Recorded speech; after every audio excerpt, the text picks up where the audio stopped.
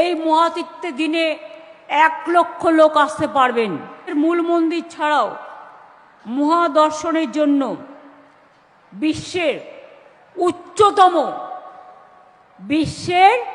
উচ্চতম হায়েস্ট মহাকাল মূর্তিও আমরা তৈরি করছি। মোট উচ্চতা হবে 216 ফিট। ব্রোঞ্জের মূল মূর্তিটির উচ্চতা হবে 108 ফুট। সেটা যে ভিত্তির ওপরে থাকবে সেটাও 108 ফুট, মোট 216 ফুট।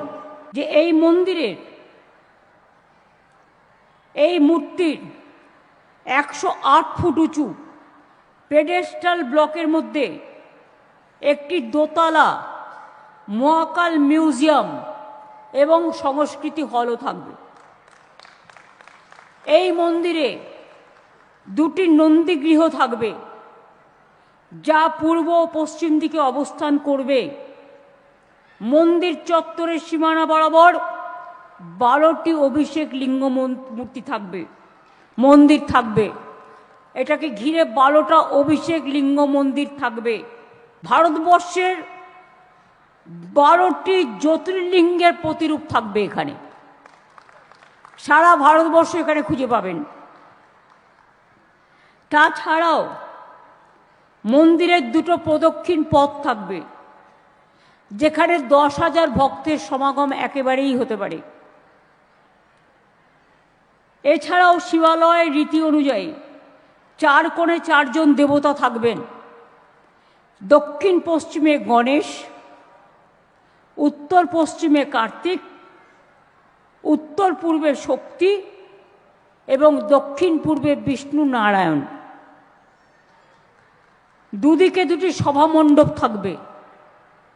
6,000-এর বেশি মানুষ একসঙ্গে বসতে পারবেন। মহাকালের কাহিনী ও মহিমা পাথরের শিল্পকর্ম এবং ফ্রেস্কো পেইন্টিংয়ের মাধ্যমে ফুটিয়ে তোলা হবে। রুদ্রাক্ষ কুণ্ডু এবং অমৃত কুণ্ডুও থাকবে,